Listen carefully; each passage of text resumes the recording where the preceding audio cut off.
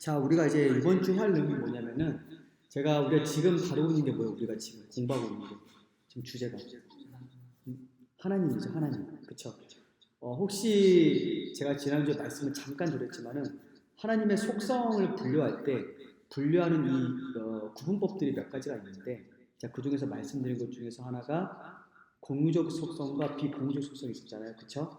또한 절대적 속성과 상대적 속성을 이렇게 구분을 해가지고 비공유적인 속성이라는 것은 하나님과 우리 사이에 공유할 수 없는 것들, 그 보면서 하나님의 뭐가 있었죠? 자존성, 불변성, 이런 것들 우리가 같이 공유할 수 없는 속성이잖아요, 그렇죠? 그것도 우리가 같이 공유할 수가 없어요. 하지만 우리가 같이 공유할 수 있는 속성이 같이 공유할 속성이 뭐예요? 거룩하심, 또 하나님의 사랑, 자비, 어떤 이런 것들을 우리가 같이 하나님과 우리 사이에 공유를 같이 할 수 있다는 거죠.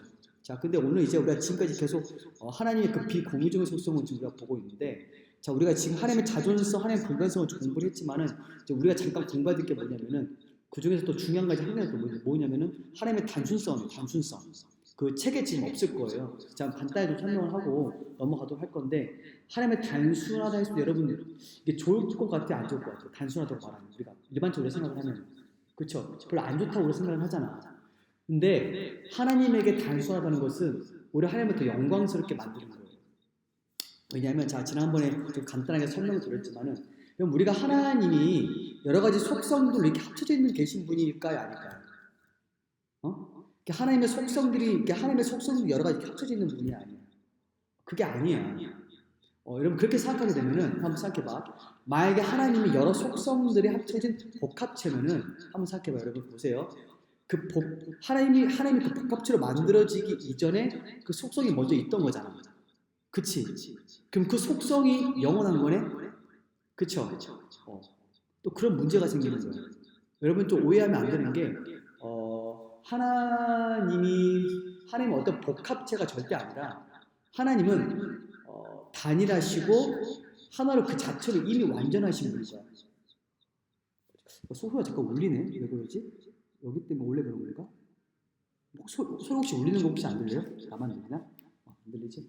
그래서 여러분 우리가 하나님의 속성이라고 했을 때 하나님의 단순성이라는 것이 하나님은 복합체가 아니라 하나로 이루어진 하나의 그 단순하심, 하나님이라고 여러분 생각하면 되는데, 자, 우리가 이제 사람 몸이라는 거 있죠. 여러분 사람 몸은 하나의 그 구성물이죠. 구성되어 있잖아. 뭐가 있어? 사람 몸이라는 게 뼈가 있지, 신체 조직이 있지, 세포가 있지. 이런 것들이 합쳐져서 만들어졌기 때문에 만약 여러분 하나님에게 몸이 있다면 여러분 어떨 것 같아? 하나님은 완전하신 분이 아니게 되는 거야. 우리가 그렇게 생각할 수 있어요. 그러니까 마찬가지로 그 단순하다고 할 때 그 단순함의 그 배경에는 뭐가 있냐면은 하나님이 영이시기 때문에 단순하신 거예요. 자, 우리가 지난주에 잠깐 살펴봤지만은 지난주에 살펴봤는데 하나님이 영이시 살펴보지 않았지?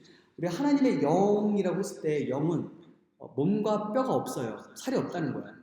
없는 거. 그래서 하나님은 순수 최상의 영이시기 때문에 복합적인 구성물이 아닌 거야. 그래서 절대 하나님은 그렇게 생각하면 안 돼요. 자, 그래서 구성물이 아니기 때문에 변하지 않는다. 우리가 그렇게 볼 수 있는 거고, 우리가 그렇게 이해할 수가 있다는 거예요. 그래서 자, 우리가 자, 지난주 잠깐 언급을 저번에 한번 했지만은 우리가 하나님의 속성이라고 말했을 때 그 하나님의 속성이라고 말할 때 그 하나님의 속성이 서로 다 함께 연결되어 있거든. 이게 되게 중요해. 그래서 우리가 하나님의 속성 하나만 딱 떼가지고 하나님은 사랑이신 분이야 이렇게 말했을 때, 우리가 이 하나님의 사랑이라고 말했을 때 이 하나님의 사랑만을 또 뺄 수가 사실 없어. 단순히 우리가 이해를 위해서 우리가 그렇게 살펴보는 거지만은 하나님의 사랑이라고 말하면 하나님은 사랑이시지만은 하나님은 거룩하신 사랑인 거야. 이해돼? 또 하나님은 사랑이시지만 하나님은 거룩하시고 자비로운 사랑인 거야. 또 하나님은 사랑이시지만은 하나님은 거룩하고 자비롭고 공의로우신 사랑인 거야. 다 모든 이 속성이 다 연결돼. 그래서 하나님은 단순하신 거야. 그래서 모든 속성 그 자체로 이미 완벽하게 하나이시기 때문에 그 하나님은 단순하신 분인 거야. 만약에 이 속성을 이렇게 따로따로 떼가지고 우리가 이해를 하게 되면은 거기서 사실 문제가 많이 생기는 거야. 그래서 그러니까 우리들이 많이 이렇게 하나님의 사랑만 이렇게 많이 생각을 하잖아요. 하나님 자기만을 생각을 하잖아. 근데 우리가 이렇게 하나님의 사랑과 자기만을 생각했을 때 그 사랑과 자비가 하나님의 거룩하다는 것과 같이 연결을 못 시켜. 우리가 하나님의 사랑에 거룩하기 때문에 하나님은 이게 죄인을 대하실 때 그 죄를 반드시 벌하시는 사랑이야. 이해돼요? 자, 아까 저 설교 때 얘기를 했지만은 하나님께서 한 사람을 용서하실 때 의로우신 근거 위에서 그 사람을 용서하는 거야. 그냥 무작정 사랑할 수가 없다고. 그렇게 되면은 하나님은 자기 자신의 속성을 부인하게 되는 거야. 하나님은 하나님의 사랑만 있는 게 아니라 하나님의 거룩하심도 있고 자비도 있기 때문에 그러니까 하나님의 거룩하심과 공의로우신 분이기 때문에 거룩하심과 공의로움이 충족이 돼야지 하나님이 그 사람을 사랑할 수 있게 되는 조건이 형성이 되는 거야. 이해되지? 이제 그거를 예수님이 십자가에서 성취하신 거지. 여러분 그렇게 여러분 이 부분이 되게 중요해요. 그래서 절대 우리가 하나님의 단순성이라고 말했을 때 하나님의 속성 하나만 찾아내서는 절대 안 돼요. 많은 진보적인 이 신앙인들이 자꾸 하나님의 사랑만 얘기하면서 하나님의 거룩하심에서 막 여러 번 설교하잖아? 미워한다? 근데 하나님의 사랑을 반복적으로 설교하면 그 누구도 미워하지 않아. 그치? 여러분 사람이란 게 그래. 하나님의 사랑만을 너무 좋아해. 근데 다만 하나님의 거룩하심, 하나님의 공의로우심을 설교하게 되면은 사람들 마음에 반감이 생기는 게 이게 하나님에 대한 왜곡된 신관, 하나님에 대한 왜곡된 개념이 있기 때문에 그러는 거야, 사실. 그래서 우리가 하나님의 단순성이 교리가 이걸 막아주는 거야. 그래서 하나님의 사랑은 생각하지만은 그 사랑은 거룩한 사랑이다, 공의로운 사랑이다, 자비로운 사랑이다. 또 하나님의 거룩하심은 하나님의 거룩하시지만 또 하나님은 거룩하심과 함께 또 사랑스러우신 분이다. 또 하나님은 거룩하신 분이지만은 자비롭고 사랑스러운 이 모든 속성을 다 이렇게 연결시켜야 돼요, 여러분들 조화롭게. 여러분 이해되지? 절대 하나님의 속성 한 가지만을 떼서 부각시키지 마. 그 좋은 태도가 아니에요, 절대. 알겠죠? 그게 여러분 이해하면 좋을 것 같고. 자, 그 다음 살펴볼 속성이 뭐냐면은 지금 아마 이 책에도 아마 여기 또 없을 거야. 없는데 제가 좀 설명을 좀 할게요. 그 다음 속성 중요한 게 뭐냐면 다 이렇게 연결되어 있어. 또 하나 뭐냐면은 무한성이야, 무한성. 여러분 혹시 여러분 무한하단 말이 무슨 말이에요? 무한하단 말이 무슨 말이지? 무한? 제한이 없다는 거지. 제한과 제약이 없다는 게 무한성이야. 우리 젤리 많이 배고팠지? 괜찮아요. 편하게 먹으면서 진짜로. 진짜 편하게 먹으면서 먹어도 돼. 우리가 좀 먹으면서 편하게 좀 하자. 공부도 그치? 잠이 안 와야지, 그치? 자 먹으면서 하는데 너무 잘 들으면서 해주세요. 자, 알겠죠? 우리 젤리니? 젤리 너무 귀여워, 진짜. 자, 이렇게 해서 하도록 할게요.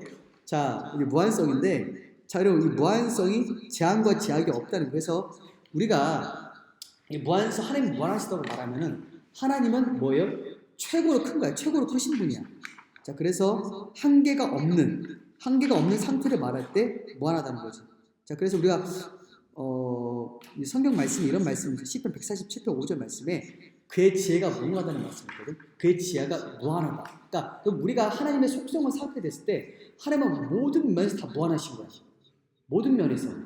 우리가 공유적인 속성도 마찬가지지만 비공유적인 속성도 마찬가지로 무한한 거야. 그래서 우리가 좀 더 뒤에 살펴보겠지만은 우리가 하나님께서 영원하시다라고 말했을 때 그 영원하심은 시간에서의 무한하심 말이야. 시간에서의 무한하심. 시간에서의 무한하심이 하나님의 영원하심이고 공간에서의 무한하심이 하나님의 편재성. 그러니까 어디서나 계신. 자, 다시 말씀드려요. 시간에서의 무한성이 뭐라고? 젤리나? 시간 내에서의 무한성이 뭐야? 하나님의 시간에서의 무한성이 하나님의 어떤 속성이에요? 영원성, 그치, 영원성. 자, 그 다음에 우리 승수, 하나님의 공간 안에서의 무한성이 뭐예요? 편재성. 자, 여러분 다시, 여러분 이거 어렵나 여러분? 좀 어렵나? 자, 다시 말씀드려요, 여러분. 자, 하나님의 무한성은 여러 차원 설명할 수 있겠지만 간략하게 말씀드리면 시간에서의 무한성은 하나님의 영원하심. 영원부터 영원까지 주는 하나님이시라는 말씀이 있거든. 시편 90편 2절에 자, 영원하심. 그리고 공간에서의 무한하심은 뭐예요? 하나님의 어디에서나 계신. 자, 이게 4번이지, 4번. 4번 하나님은 어디서 계시는 이 하나님 이것이 하나님의 그 편재성인데 하나님은 공간적인 제약이 없는 공간을 초월해 계시는 어떤 분이에요? 편재성, 그러니까 편재하신 분이라는 것이 하나님의 공간 내에서의 무한성. 자, 여러분 이해되지? 이해되죠? 자, 그래서 여러분 우리가 이 하나님의 그 무한성을 조금 자 설명을 좀 해드리도록 할 건데, 자 먼저 여러분 우리가 이렇게 설명할 수 있어요. 자, 하나님의 무한성이라고 했을 때, 여러분 제가 지난주에 설명해드렸죠. 여러분 종교학자 칼빈이 이런 말했어요. 어떤 말일까? 혹시 기억나요? 유한은 무한을 어떻게 할 수가 없다고요? 이길 수 없다. 그것도 맞네. 그것도 맞아. 유한은 무한을 이길 수가 없어. 근데 더 정확하게 말하면은 그 카팍스 제가 설명했잖아요. 핀툼 논 에스트 카팍스 인피니티 이라는 단어 자체가 카팍스가 담아내다는 그 표현이거든요. 담다. 여러분 생각해봐요. 우리가 아무리 이 광대한 바다에 대한 물을 우리의 손바닥으로 담아낼 수 있어요, 없어요? 못 담아낸다고. 그러니까 우리가 하나님의 그 무한성이라고 말했을 때 하나님의 그 무한성은 우리가 엄밀히 말하면 우리가 하나님을 완벽하게 이해할 수 있다 없다? 없다. 제가 설명했지만은 하나님의 불가해성이에요. 그래서 불가해성. 하나님을 완벽하게 그 누구도 파악하거나 이해할 수 없다. 그래서 4세기의 위대한 교부였던 그 기독교의 정통신학 체계를 세운 사람 중에서 아우구스티누스라고 아주 유명한 사람이 있어요. 그 사람 여러분 꼭 기억하세요. 그 사람 정말 대단한 사람인데 그 사람이 어떤 말을 했냐면은 당신이 하나님을 완벽하게 파악했다고 생각한다면은 그 하나님은 하나님이 아니라는 거예요. 이해돼요? 하나님은 인간의 그 작은 지성으로 그 연약한 이성으로 하나님을 완벽하게 우리가 파악할 수도 없고 이해할 수도 없다고. 때때로 어떤 철학자들이 하나님은 이런 분이야, 하나님 이런 분일 거야, 난 하나님을 이해했어라고 말한다면은 그 사람은 사실 바보예요. 바보라고. 지금 자신이 하나님과 같은 위치에 있다고 주장하는 거야. 왜냐하면 인간은 유한해. 인간의 지성도 유한하고. 자, 하나님은 무한하시다. 무한하시다. 그래서 여러분 과거에 어떤 재밌는 이야기가 있었냐면은 자 아까 말씀드린 그 아우구스티누스가 해변 바닷가를 걷고 있어요. 그때 그 아우구스티누스가 그 삼위일체에 대한 글을 쓰고 있었는데 바닷가를 걷다가 어떤 한 꼬마 아이가 그 조개 껍데기를 가져와가지고 한 구멍을 바닥 그 모래 사장에 구멍을 파놓은 다음에 거기다가 바닷물 담아서 넣고 있는 거야. 근데 가서 물어봤지. 꼬마 너 뭐 하고 있어? 물어보니까 꼬마가 뭐라고 말했냐면 저 이 바닷물 다 담아낼 거예요 여기다가요. 근데 그걸 딱 듣는 순간에 아우구스티누스가 딱 깨달아. 아 내가 지금 삼위일체에 대한 글을 쓰고 있는데 이 삼위일체를 나의 연약한 이성으로 파악하려고 했구나. 다 전부 다. 사실 잘못을 깨닫는 거야. 무슨 말이냐면 우리가 하나님의 무한성을 대할 때 우리가 가장 먼저 해야 할 일이 뭔지 알아요 여러분? 뭘 먼저 가장 먼저 해야 될 것 같아요? 무한성을 우리가 딱 대했을 때 우리가 해야 할 일이 뭘까? 맞아요. 젤리님 겸손이야 겸손. 또 하나님에 대한 경외심이야. 하나님은 무한하신 분이야. 지극히 크신 분이야. 거기에 따른 겸손, 우리의 마음의 겸손함과 경외심. 이게 첫 번째 가장 먼저 와야 돼요. 이게 되게 중요해요. 우리가 지금 말씀 이렇게 공부하잖아요. 우리가 지금 하나님을 공부하고 있잖아. 근데 여러분 이 공부라는 게 정말 우리가 이 공부를 할 때 정말 겸손한 태도로 정말 나의 연약함을 인정하고 공부하지 않으면은 정말 사람이 교만해져. 우리 이 공부라는 게 하나님에 대한 경외심을 가지고 내가 어떻게 하면 하나님을 더 잘할 수 있을까에 대한 어떤 그런 경외심. 하나님의 말씀 앞에 엎드려서 내가 하나님 말씀하시면 다 듣겠다는 그런 겸손한 고백이 없이 공부한다면은 아무런 유익이 없다고. 응? 가장 중요한 것은 겸손함이에요. 겸손함. 여러분 알겠죠? 겸손함이 가장 중요해요.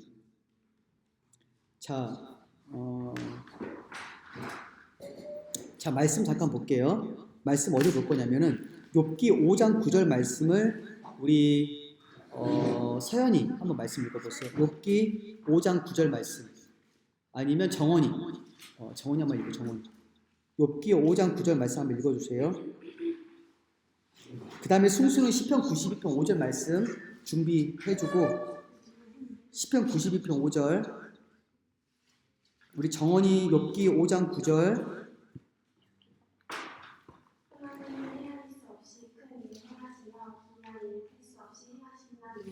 아멘. 자, 그 다음에 순수. 여호와여 주의 행사가 어찌 크신지요 주의 생각이 심히 깊으시니이다. 그쵸, 여러분. 하나님께서 행하신 일이 무한하시기 때문에 하나님의 지혜도 무한하겠지. 그치? 여러분, 하나님께서, 여러분, 이게 무한성을 다룰 때 되게 이게 하나님 무한하신 지혜가 되게 중요한데, 여러분, 이게 사실 우리에게 엄청난 위로를 주는 말씀이기도 해요. 왜냐하면, 여러분 한번 생각해봐요. 여러분, 욥기를 보게 되면 욥이 극심한 고난을 겪게 되는데, 그 극심한 고난을 겪을 때 사실 그 고난을 당하는 그 사람은 욥은 사실 이해를 못하잖아. 그치? 나한테 왜 이렇게 큰 고난과 시련을 얻었는지 그 부분을 이해를 못해. 근데 하나님의 뜻이 있어. 하나님의 계획이 있다고. 아까 우리가 10편 90편 5절 말씀 읽었지만은 주께서 행하신 일이 얼마나 큰지 주의 생각이 매우 깊다는 고백이 우리한테 있어야 돼. 무슨 말이냐면은 하나님께서 우리의 삶을 다루실 때 하나님께서 우리의 삶 가운데서 무엇인가 나의 잘못을 바로잡기 위해서 뭔가 어려움을 주시고 고통을 주실 때 내가 거기에 순복할 수 있는 마음이 있어야 돼. 그게 하나님의 무한성에 대한 나의 경외심 어린 고백인 거야. 이해돼요? 하나님은 무한히 지혜로우신 분이야. 나는 다 이해할 수 없어. 다 파악할 수도 없어. 하나님의 그 선하신 계획을 나는 그것을 이해할 수 없지만은 하나님이 나를 사랑하고 계시고 하나님은 나를 무한히 사랑하시고 하나님도 무한히 지혜로우시고 하나님 무한히 선하시기 때문에 나는 그것을 비록 이해할 수 없지만 나는 그것을 받아들여. 이게 우리의 고백이야. 응? 이게 되게 중요해 진짜로. 여러분이 앞으로 삶을 살다 보면은 어려움들이 정말 많이 있을 거야. 나도 그래요. 어려움도 진짜 많아. 힘든 거 진짜 많아. 정말 부당한 일들 많이 일어나. 이해할 수 없지. 다 파악할 수 없지. 하지만은 내 삶을 이렇게 되돌아보게 되면 다 뜻이 있어. 나중에 알게 돼. 그 뜻을. 고난이 막상 그 눈앞에 왔을 때 그때는 이해를 못해. 나중에 알아. 그래서 여러분들이 하나님의 무한성에 대한 하나의 중요한 고백은 겸손하게 고난 중에서 하나님을 신뢰하고 기다립니다. 믿고 기다리는 거야. 하나님은 무한하신 분이지. 하나님은 무한히 지혜로우신 분이지. 여기에 대한 고백이 있게 되면은 여러분들이 어떤 고난을 다 이겨낼 수 있어. 진짜 그래요. 자, 그래서 여러분, 그래. 그래서 여러분들이 따라서 우리가 무한하신 하나님에게 영광을 돌리는 법을 배워야 돼. 여러분, 토마스 왓스라는 사람이 이런 말 했거든? 이런 말 했어. 어떤 말 했냐면은, 가장 높은 산의 꼭대기에 올라가도 별을 우리 손으로 딸 수 없는 것처럼 하나님의 무한한 완전하신 것은 우리로서는 결코 헤아릴 수 없기 때문에 우리가 헤아릴 수 없는 것을 찬양하는 법을 배우라고 말했어. 그러니까 헤아릴 수 없기 때문에 파악할 수 없기 때문에 어떻게 해야 돼? 하나님을 찬양하는 거야. 우리 이성으로 헤아릴 수 없는 것들이 세상에 엄청 많이 있잖아. 그치? 우리 이성으로 파악할 수 없는 것들이 어마무시하게 많잖아. 그치? 하나님의 행하신 일들 우리가 다 파악할 수 없어. 이해할 수도 없어. 하지만 그저 우리는 하나님을 찬양하는 거야. 그분의 위대하심을 경배하는 거야. 높이는 거야. 자, 그 다음에 우리가 하나님의 이제 영원성 보기 앞서서 자, 네 번째, 먼저 하나님의 네 번째, 여러분 네 번째 뭐예요? 판재성이지. 자, 판재성. 여러분 아까 판재성이 뭐과 관련된 무한성이에요? 그렇지, 공간. 하나님은 공간과 관련돼서 뭐예요? 무한하신 분이지. 자, 우리 판재성 이 부분을 우리 젤린이가 한번 이 문단 전체 한번 다 읽어보자. 판재성이라는 부분. 4번 가로. 8페이지 4번 가로. 전체. 하나님은 어디에나 계신다. 하나님은 시간에 제한받지 않으시는 것처럼 공간에도 제한받지 않으신다. 하나님은 어디에나 계신다. 하나님이 모든 곳에 계시다고 말할 때 그것은 육체적인 의미가 아니다. 우리는 또한 하나님이 모든 곳에 항상 똑같은 방식으로 존재하는 것은 아니라는 사실도 언급해야 한다. 성경에서는 하늘이 그분의 계신 곳이라고 가르쳐주기 때문이다. 그러므로 하나님은 모든 곳에 존재하지만 하나님이 특별히 임하시는 특정한 장소들이 있다는 것을 말해야만 합니다. 이 사실을 언급하는 것은 우리 자신을 범신론으로부터 보호하기 위해서이다. 범신론은 하나님이 만물 안에 영원히 갇혀있는 일종의 뿔이라고 말하며 하나님의 인격성을 부인한다.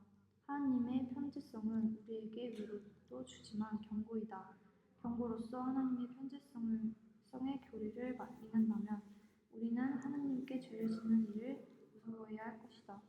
현재성의 교리는 우리는 그분으로부터 벗어나는 것이 불가능하다는 사실로서 기결된다.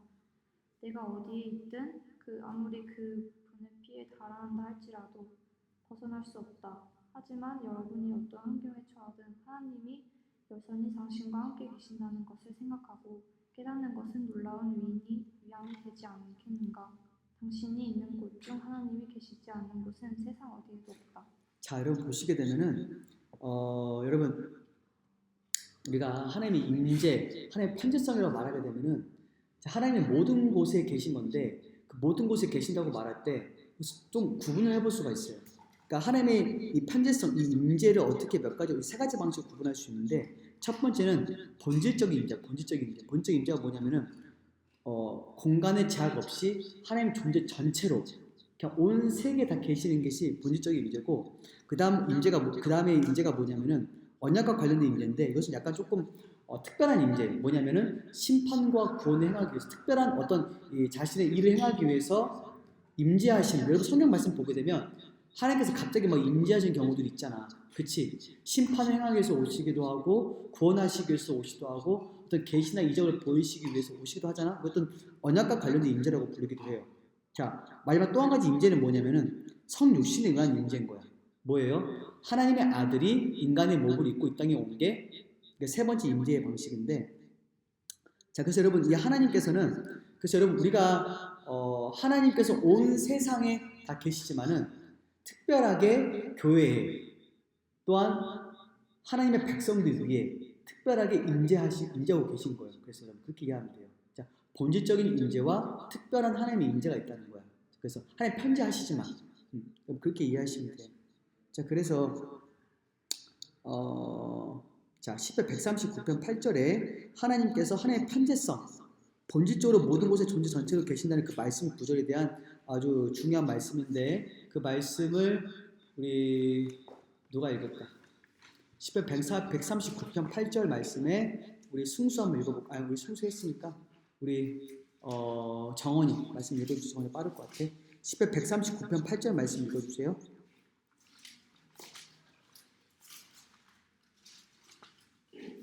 내가 하늘에 올라갈지라도 거기 계시며 수월에 내 자리를 펼칠지라도 거기 계시니라. 여러분 어디든지 간에 하나님은 다 계신다는 거야. 그치? 어딜 가든 하나님께서는 계시기 때문에 그 누구도 자신을 숨길 수가 없다는 거예요. 바다 깊은 곳으로 가든 하늘 꼭대기로 가든 에베레스트 정상으로 가든 아니면 마리아나 해구 바다의 가장 깊은 곳으로 들어가든 간에 우주 어딜 가든 간에 하나님께서 자신의 존재 전체로 계신다는 거예요. 어디에나. 왜냐하면 하나님은 공간을 초월해 계신 분이기 때문에 그런 거예요.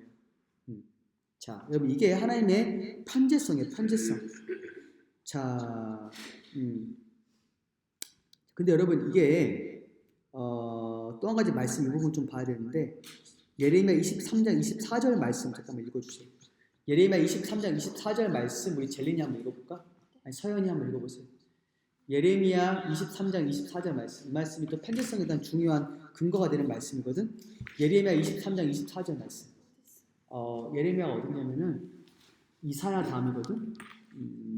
자 여기 램이지 램 여기 램 램에서 23장 24절 말씀 주세요. 예레미야 23장 24절 말씀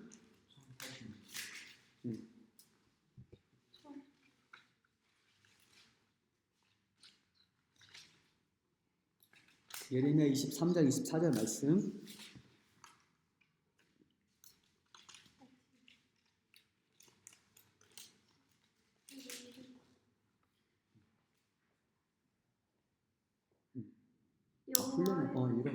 여호와의 말씀이니라. 사람이 내게 보이지 아니하려고 누가 자신을 은밀한 곳에 숨길 수 있겠느냐.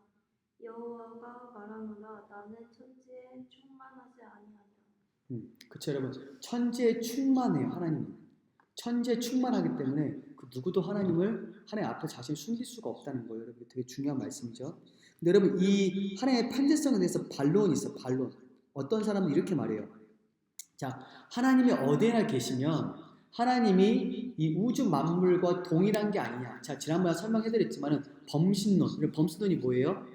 하나님과 피조물 사이의 경계가 없어지는 걸 말하는 거지. 이게 범신론이야. 그러니까 하나님과 피조물 사이의 혼동이야, 혼동. 그러니까 섞여 있어. 그래서 하나님은 만물의 포로인 거야. 여러분 이해돼요? 이 부분 이해돼? 여러분 이게 범신론. 그래서 범신론자들은 이 세계는 그 모든 것이 다 신성이 다 들어있다. 신성이 다 들어있는 거야. 그래서 만물이 신이야. 여러분 이해돼요? 그러니까 하나님과 피조물 사이의 경계와 제한을 없애버리는 게 범신론자인데, 여러분 이 범신론, 그렇게 되면 이 하나님의 편지성이라면 이것이 곧 범신론이 있지 않느냐라고 말하지만, 여러분 이것은 범신론이 아니라 성경 말씀 보게 되면 하나님은 피조 세계에 임재해 계시지만은 또 한 가지 중요한 게 뭐냐면은 하나님 이 피조 세계를 초월해 계신다는 그 말씀들이 많이 있어. 특별히 여러분 이 하나님의 거룩하심이라는 말, 하나님의 거룩하심이라는 게 첫 번째 의미가 바로 이거야. 하나님은 피조물의 범주를 넘어 계신 분인 거야.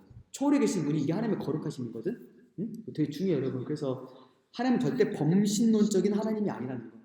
그래서 모든 세계 곳곳에 하나님께서 자신의 신성으로 이렇게 뭐 분배해 계신다. 어떤 그런 개념이 절대 그런 게 아니에요. 자, 반론 두 번째, 이런 반론이 있어요. 자, 그러면 하나님은 지옥에 계실 수 없기 때문에 어디나 계신다고 할 수 있느냐? 할 수 없다는 거죠. 여러분, 하나님은 지옥에 계셔요, 안 계셔요?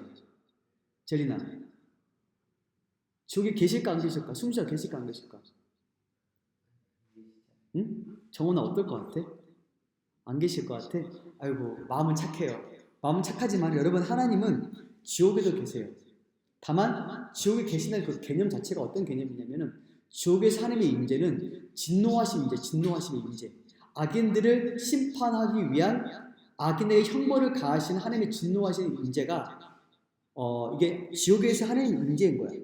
자, 그래서 악인들은 하나님의 은혜의 임재로부터 차단될 것이지만은 하나님의 진노의 임재의 불구덩이 속에서 영원토록 있어야 한다는 것이 이게 우리의 입장인 거야. 여기 이해되죠? 다만 지옥에서는 조금도 하나님의 은혜를 맛볼 수가 없는 곳이야. 그곳이 바로. 그러니까 그곳에서 하나님의 은혜로우신 임재로서 나타나시는 것이 아니라 하나님의 진노의 임재로서 그들에게 형벌을 가하신다. 이렇게 여러분 이해하면 될 것 같고, 그다음 여러분 세 번째 반론은 뭐냐면은, 죄가 자행되고 있는 곳에 하나님 어떻게 계실 수 있느냐는 반론이 있거든. 이게 맞을까 아닐까? 여러분, 죄가 악행이 저지르고 있는 곳에, 전쟁이 있는 곳에 여러분 하나님이 계실까 안 계실까? 계세요? 계시겠지. 자, 근데 여러분 한번 생각해봐. 근데 여러분 어떻게 하나님이 그때 그런 전쟁이나 어떤 이렇게 악행이 저지른 곳에 계실 수 있을까? 여러분 여기에 대한 적절한 비유가 있는데, 어떤 비유가 있냐면 한번 생각해봐요. 여러분 시궁창에 햇빛이 비치고 있어. 근데 시궁창에 햇빛이 비친데 여러분 그 햇빛이 더러워져 안 더러워져? 안 더러워지지. 마찬가지야. 왜 그렇게 이해할 수 있어? 하나님은 시궁창 같은 인간의 죄악이 만연한 곳에, 전쟁터에도 끔찍한 악이 자행되고 있는 곳에 하나님이 계시지만은, 그럼에도 불구하고 하나님의 신적인 그 아름다움과 영광이 조금도 오염되지 않아요. 이게 또 하나님의 중요한 임재의 방식이라는 거죠. 자, 그래서 더러운 도덕적인 악이 일어나는 곳에는 하나님은 그 죄에 참여하는 방식으로 임재해 계시는 것이 아니고, 그 죄를 보시면서 유혹도 받지도 않는다는 거죠. 자, 그래서 도리어 하나님은 자신의 의로우심과 그런 가증스러운 일에 대한 진노하심, 그리고 자신의 사랑을 이루기 위한 목적에 악을 사용하시려는 자신의 주권적인 선하심 가운데 거기에 임재해 계신다는 거예요. 의로우심, 가증한 일에 대한 하나님의 진노하심, 또 그러한 악들을 사용해서 자신의 그 거룩한 목적을 이루고자 하는 하나님의 주권적인 선하심 가운데 임재해 계신다는 거. 자, 여러분 이 악과 관련된 문제의 부분은 나중에 하나님의 작정을 볼 때 더 많이 세세하게 다루도록 할 거예요. 하나님과 악과의 관계에 대한 부분은요. 자, 적용이. 이게 되게 중요해요. 여러분 뭐든지 중요한 건 적용이야. 우리가 하나님의 편지성을 공부했잖아요. 그쵸? 여기에 따른 중요한 것은 적용이야. 적용. 자, 어떻게 적용할 것인가? 첫 번째는 뭐냐면은, 하나님의 편지성은 죄를 짓지 말라는 중대한 경고가 돼요. 그렇죠, 여러분? 하나님이 어디나 계시면 우리 정말 여러분 이거 두려워해야 돼요. 많은 세상 사람들이 사람이 볼 때는 죄를 안 저질러. 근데 혼자 있을 때는 어때? 서슴없이 죄를 짓지. 여러분 왜 죄를 지어요? 하나님의 편지성을 믿지 않기 때문에 그런 거지. 정말 우리가 하나님의 편지성, 어디나 하나님께서 자신의 존재 전체로 계신 우리가 믿는다면은 하나님의 편리성을 정말 우리가 믿는다면 죄를 지을까 안 지을까? 지을 수가 없는 거예요. 정말 하나님을 두려워하는 사람, 정말 하나님을 경외하는 사람은 하나님의 편지성을 믿기 때문에 나와 함께 계신 믿기 때문에 죄를 짓지 않으려고 노력하겠지. 죄의 유혹 받을 때 어떨까? 하나님의 편지성 교리를 생각하세요. 그러면은 적어도 죄를 짓지 않을 수 있는 그런 상황으로 가게 돼요. 진짜 그래요. 응? 좀 기억해요. 되게 중요해요. 자, 두 번째, 하나님의 편지성 교리는 우리의 마음이 하나님을 경외하는 것으로 가득 차야 한다는 말했어요. 자, 여러분, 자 보세요. 자, 여러분, 이지키엘 호키스한 사람이 이런 말했거든. 무슨 말하냐면은 언제나 하나님을 보시고 계시는 것처럼 하나님의 눈 아래에서 지극히 진지하고 진실한 마음, 지극히 경외하고 복종하는 마음, 지극히 순전하고 거룩한 마음을 행하는 게 마땅하다는 거예요. 왜냐하면 우리가 지금 항상 우리는 코람데오, 코람데오가 뭐냐면은 하나님 앞에서예요. 하나님 앞에서. 여러분, 이게 우리의 입장, 이게 우리의 정신인 거야. 우리가 항상 하나님 앞에 서 있기 때문에, 항상 하나님 앞에 있기 때문에 어떻게 해요? 어떻게 해야 돼요, 여러분? 하나님을 경외하는 마음으로 항상 행동을 해야 돼요. 그래서.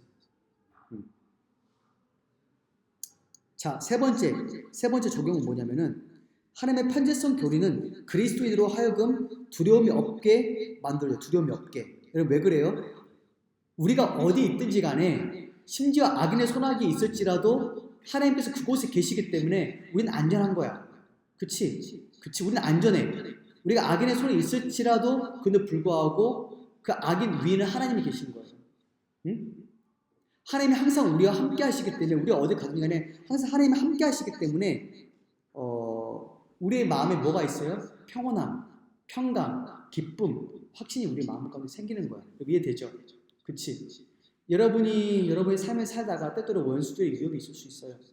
여러분이 힘들게 하는 사람들이 있을 거야. 여러분, 있을 거야. 있지만은 그때 여러분들이 그 편지성의 교리를 믿으면서 하나님의 도우심을 구하세요. 그러면 돼요. 응? 그러면 돼요. 자, 네 번째, 네 번째 속성이 뭘까? 다섯 번째 속성. 뭐죠, 여러분? 아니, 여러분. 그 위에 거 먼저 해야 됩니다. 세 번째, 아까 제가 그 3번 가로, 하나님은 영원하심. 자, 여러분, 시간 안에서 하나님의 무한성이 뭐였어요? 영원성. 여러분, 영원성까지 여러분 하고 우리가 마치도록 할 건데, 자, 여러분, 영원성 교리 여러분 되게 중요해요. 영원성 교리 이 문단을 우리 숭수가 한번 읽어보세요. 영원성 교리. 하나님은 영원하시다. 영원하신 하나님은 그 존재에 있어서 시작도 끝도 사건의 연속도 없다. 그러므로 하나님의 시간에 대한 관점은 우리와 근본적으로 다르다. 예컨대 하나님의 목전에는 천년이 지나간 어제 같으며 밤이 한시간 같다. 성경의 관점은 우리에게 하나님은 역사 전체를 방금 일어난 한 짧은 사건처럼 생생하게 보신다는 점을 알려준다. 한편 하나님은 한 짧은 사건도 영원히 지속되는 듯이 보신다.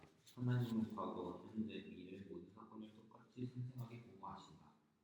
또한 하나님은 시간을 창조하시고 다스리시는 분으로서 시간을 자신의 뜻하신 바를 위해 사용하신다. 자, 여러분 시간이 창조물이에요, 아니에요? 응? 여러분, 시간은 창조물이야, 아니야? 응?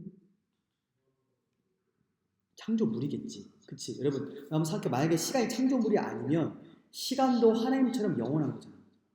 그치? 그렇다면은 하나님과 시간이 동등해진단 말이야. 그게 아니야. 시간도 창조물이야. 그러니까 우리가 여러분 성경 말씀에 그 태초에 천지 창조하신다는 그 말씀 볼 때 그 태초라는 게 사실 영원 전이야. 그러니까 하나님께서 이 세계를 창조하시면서 시간도 함께 창조하신 거야. 그때서부터 이제 시간이 시작되면서 이제 시작이 되는 건데, 자, 여러분, 그렇다면 여러분 한번 생각해 봐요. 그럼 여러분, 하나님이 시간에 매여 있을까, 매여 있지 않을까? 매여 있지 않겠지. 그치? 여러분, 제가 아까 말씀드렸지만은 하나님은 공간을 초월해 계신 것처럼 하나님은 시간 위에 계세요.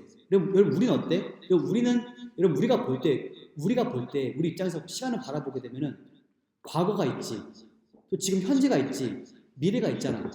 근데 지금 이 현재도 지금 현재는 이미 또 지나간 거예요, 아니에요? 지금 제가 말하는 이 순간도 지금 이 현재는 이미 지나가 버렸어. 이해돼?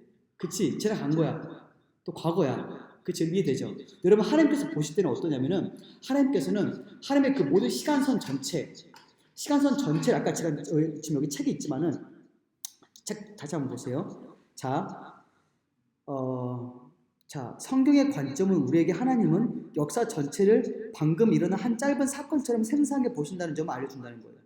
자, 그래서 여러분 하나님은 과거, 현재, 미래의 모든 사건을 똑같이 생생하게 보고 계신다는 거예요. 여러분 자 보세요. 보면 여러분 이런 거야. 뭐냐면 우리가 정말 이해가 안 되지만은 하나님께서는 이 모든 시간선 전체 창조부터 종말까지 그 모든 시간선 전체를 하나님은 동일한 방식으로 접근할 수 있어요.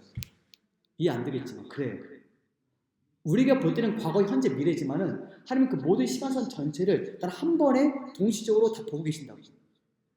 쉽게 말하면 하나님께는 모든 게 영원한 현재야. 현재. 왜냐하면 하나님 시간선 바뀌었기 때문에 그런 거예요. 이해돼요? 이제 하나님께서 때때로 하나님의 역사를 이루시기 위해서 이 시간선 안으로 들어오시는 거야. 또 활동하시는 거고. 다만 중요한 것은 하나님의 시간선 안에, 시간 안에 매여 계신 분이 아니라 시간 밖에서 또 초월해 계신 분이야. 여러분 그렇게 여러분 이해하셔야 돼요. 자, 그래서 여러분 이거 되게 어려운 개념이에요. 그래서 여러분 성경 말씀에 여러분 우리 시편 90편 2절 말씀, 시편 90편 2절 말씀 우리 예선이 한번 읽어보세요. 시편 90편 2절 말씀.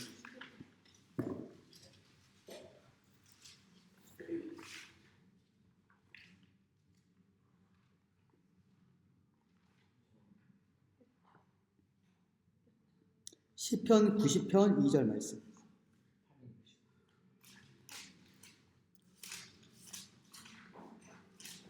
승수가 읽어주세요.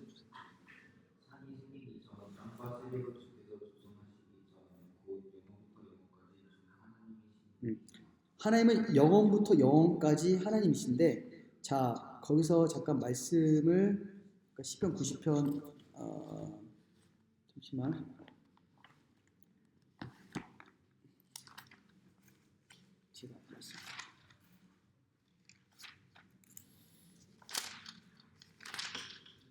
자, 4절 말씀. 자, 4절 말씀 순서 계속 읽어주세요. 주의 목전에는 천년이 지나간 어둠 같으며 밤에 한 경전 같을 뿐이니. 자, 여러분 하나님께는 이 시간 자체가 사실 아까 지금 책에도 있지만은 하나님의 역사 전체를 방금 일어난 한 짧은 사건처럼 생생하게 보신다는 것. 한편 또 하나님은 짧은 사건도 영원히 지속되는 듯이 보신다는 것. 여러분 그래서 우리가 하나님과 이 시간사의 관계는 사실 되게 어려워요. 이 관계를 본다는 게 어렵지만은 하여튼 하나님께서는 이 시간을 접근하실 때 모든 시간을 동등한 방식으로 접근할 수 있다는 것. 좀 여러분이 기억하면 좋을 것 같고 자, 그래서 여러분 이 고전적인 정의가 이런 정의가 있어요. 뭐냐면은 하나님께서 이 하나님의 영원성, 우리가 보통 이제 이렇게 정의를 하는데 하나님의 영원성이란 하나님의 시간을 지배하시는 주로서 시간의 제약과 순간의 연속 위에 높이 계신다는 거예요. 자, 그래서 또 우리가 이제 이렇게 말할 수가 있는데 뭐냐면은 하나님은 현재라는 시점에서 미래를 바라다 보시고 장차 무슨 일이 일어날 것인지를 예고하시거나 추측할 필요가 없다는 거죠. 그렇죠, 여러분? 우리는 어때요? 우리는 장래일을 막 예고하잖아. 여러분 하나님의 장래를 예고하는 게 필요해요, 안 필요해요? 필요가 없어. 하나님 이미 모든 거 다 알고 있어요. 여러분 이게 또 이사야 말씀에 그런 말씀이 있거든. 시초부터 종말은 내가 안다는 말씀이 있어요. 그러니까 하나님은 이미 종말도 이미 다 알고 있어. 그러니까 이미 역사의 끝은 이미 다 결정이 되어 있는 거야. 하나님 다 알고 계시니까. 이해되지? 자, 그래서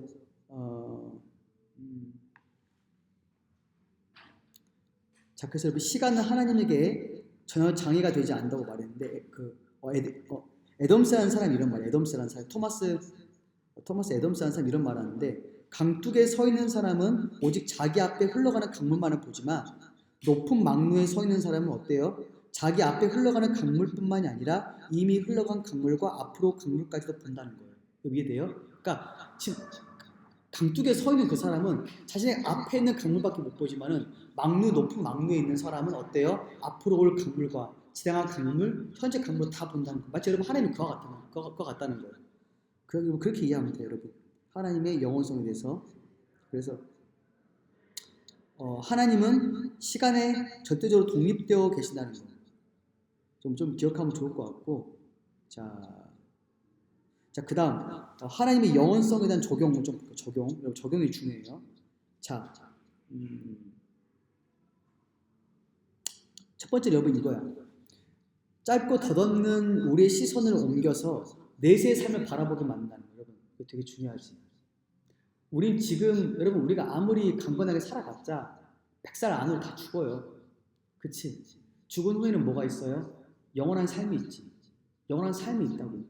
그러니까 하나님의 영원성에서 우리의 삶을 바라보게 되면 우리의 삶은 아까 이 성경 말씀 10편 90편에도 있는 것처럼 자 10편 90편의 3절 말씀 보게 되면 주께서 사람을 티끌로 돌아가게 하시고 말씀하시기를 너희 인생들은 돌아가라 하셨사오니 5절 말씀 보게 되면 주께서 그들을 홍수처럼 쓸어 가시나이다. 그들은 잠깐 자는 것 같으며 아침에 돋는 풀이야. 그러니까 여러분 사람 인생이 이거야. 잠깐 자는 것 같은. 그러니까 하나님의 영원하심의 관점에서 보게 되면 사람은 잠깐 자는 거고 아침에 돋는 풀인 거야. 자, 그 다음에 6절 말씀 보게 되면 푸른 아침에 꽃이 피어 자라다가 저녁에는 시들어 마르나이다. 자, 그 다음에 10절 말씀 보게 되면 우리의 연수가 70이요 강건하면 80이라도 그의 연수의 자랑은 뭐예요? 수고와 슬픔뿐이요 신속히 가니 우리가 날아간다는 말씀이 있잖아. 그치? 우리 인생은 날아가는 거야. 사실 여러분 우리 인생은 정말 그냥 티끌과 먼지예요. 거대한 도화지가 있으면 그 거대한 도화지의 하나의 점도 아니야. 우리 인생이라는 게. 하나님의 영원하심을 보게 되면. 근데 중요한 것은 우리의 영혼도 영원해요. 왜냐하면 하나님께서 우리의 영혼에 불멸성을 덧입혀 주셨기 때문에 우리도 영원해요. 중요한 것은 우리가 이 땅에서 어떻게 살아가는지가 중요한 거야. 그 짧은 인생 가운데. 여러분 두 번의 삶은 없고 뭐 힌두교에서 말하는 윤회 이런 거 없어요, 여러분. 윤회 이런 거 없다고. 전생 이런 거 없어요. 때때로 많은 우리 학생들이 좀 오해하는데 전생 이런 거 여러분 절대 없어요. 전생 없어. 윤회 이런 거 없다고. 성경에는 그런 거 없어요. 죽은 후에는 끝인 거야. 근데 다만 이 땅에서 내가 그리스도를 믿었다면은 나는 하나님의 그 영광스러운 영원한 통치에 나도 같이 참여하게 되는 거야. 만약에 내가 이 땅에서 그리스도를 믿지 않았다면 나는 또 영원한 하나님의 그 지옥의 형벌을 받게 되는 거야. 그러니까 모든 사람의 상태는 두 가지 하나야. 여러분 이 지옥이 들어온 이유가 뭐냐면은 하나님께서 영원하시기 때문에 하나님께서 죄를 영원히 벌하신다는 거야. 여러분 이게 진짜 무서운 거야. 그래서 여러분 이 땅에서 그리스도를 믿고 꼭 구원을 받아야 돼. 이게 정말 중요해요. 그래서 여러분 다시 적용하자면은 악인들에게는 이 하나님의 영원하심이 지옥의 영원한 공포를 일깨워줘요. 이 죄로 말미암는 쾌락은 단지 순간에 지나지 않고 그 후에는 영원하신 하나님으로부터 오는 죄에 대한 심판이 있어요. 자, 왓슨이 이런 말을 했어요. 하나님은 영원히 살아계시고 하나님이 살아계신 한 영원한 멸망에 선고받은 자들은 계속 형벌을 받게 될 것이기 때문에 하나님의 영원성이라는 속성은 악인들에게 청천벽력과 같다고 말했어요. 청천벽력. 그쵸 여러분? 그럴 거야. 그럴 수밖에 없어. 하나님의 영원하심이 그렇다는 거예요. 자 여러분 우리 5번 잠깐만 하고 좀 마치도록 할게요. 5번 시간이 49분이니까 딱 5분만 잠깐 하고 시간이 이제 3시까지 빼야 돼서 자 마치도록 할게요. 자 하나님의 영이심 하나님의 영이심인데 자 하나님의 영이심 이 부분을 우리가 가장 잠이 온 듯한 우리 서연이가 한번 읽어볼게요. 5번 하나님은 영이시다. 이 부분은 하나님의 영이심이라고 말씀하시면서 하나님은 결국 공간적인 위치에 제한받지 않으시다는 사실을 확증하셨다. 하나님의 존재는 어떤 물질로 구성된 것이 아니다. 하나님은 우리 신체의 감각으로는 인식할 수 없다. 하나님의 존재를 창조된 우주 안에 있는 어떤 실체를 생각한다면 이는 잘못된 생각이다. 하나님은 우리의 영적인 본성 안에 당신의 영적인 본성과 닮은 것을 창조하기로 하셨다. 하나님은 우리가 예배할 수 있도록 우리에게 영혼을 선물로 주셨다. 바울은 주와 합하는 자는 한 영이라라고 말했다. 우리가 하나님과 연합되어 있다면 우리가 죽을 때 우리의 영혼은 그 영혼을 주신 하나님께로 돌아갈 것이다. 자 보세요. 제가 저번에 좀 간단하게 설명했지만 여러분 하나님은 영이시기 때문에 편지할 수 있는 거야. 그치? 여러분 물질이 편지할 수 있어요? 없어요? 물질은 편지할 수가 없다고. 사람의 육체는 한 공간에 매이게 돼요. 그치? 근데 하나님께서 영이시기 때문에 편지할 수 있는 거고 영이기 때문에 또한 무한할 수 있는 거고 또 하나님이 영이시기 때문에 어떤 이 불변할 수가 있는 거야. 그래서 영은 불변할 수 있다는 거예요.